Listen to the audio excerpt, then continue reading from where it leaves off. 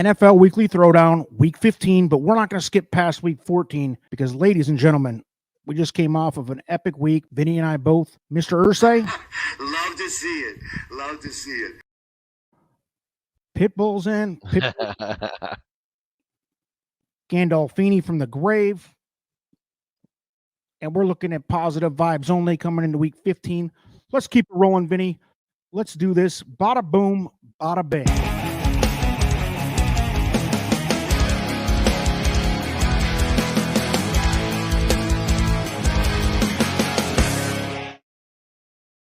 Welcome aboard, ladies and gentlemen. Week 15, as I said, Vinny's back this week. He took a week off last week, had some personal obligations. We get it. But he did post his picks last week. And ladies and gentlemen, I wasn't blowing smoke on the intro. We are both swinging out of Week 14. Let's pull it up here and put the results behind the words here.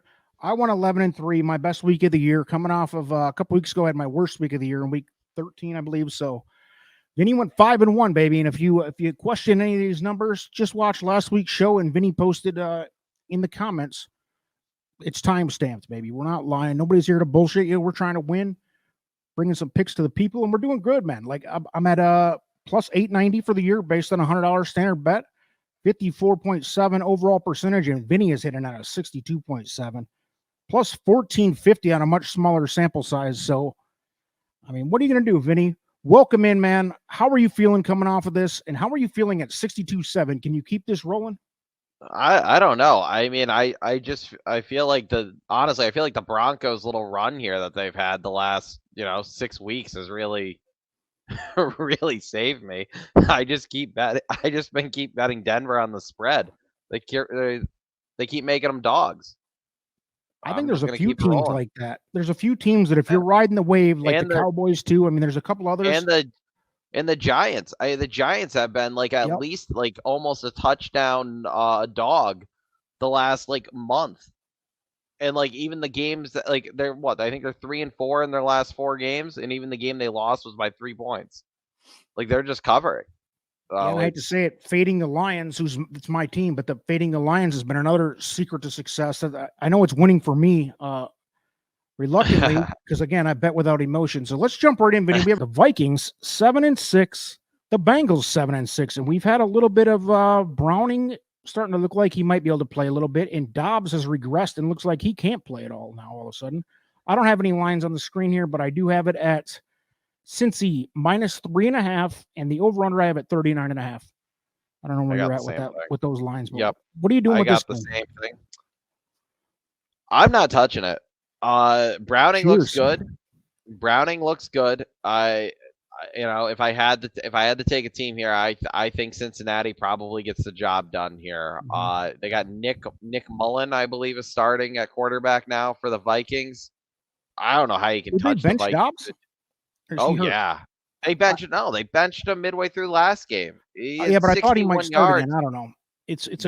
No, they're going with Mullins. Yeah, they're going Mullins. I can't believe they're 7-6 and they're very much alive in the NFC wildcard here. They are in I mean, we'll see what happens if Jefferson plays this week. He played for like 1 possession and then got wrecked and was out the rest of the game.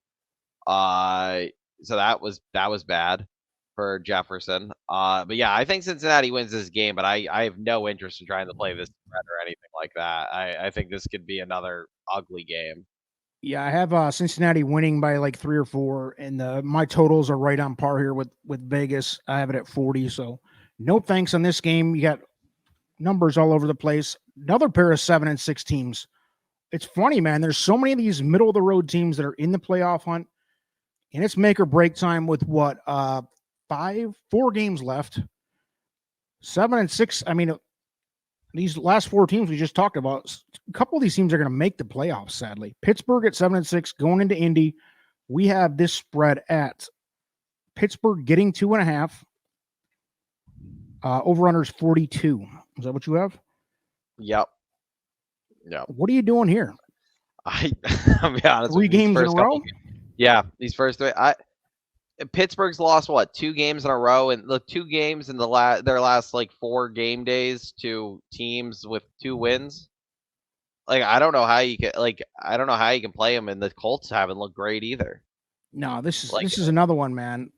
Great minds think alike, and we're both no bets on the first three games here. You don't have to bet every game, and this is a full slate. yeah. Yeah, we're both dodging this one. Let's just skip right past it. 7-6, another 7-6 team. It seems like half the league is 7-6 or 6-7.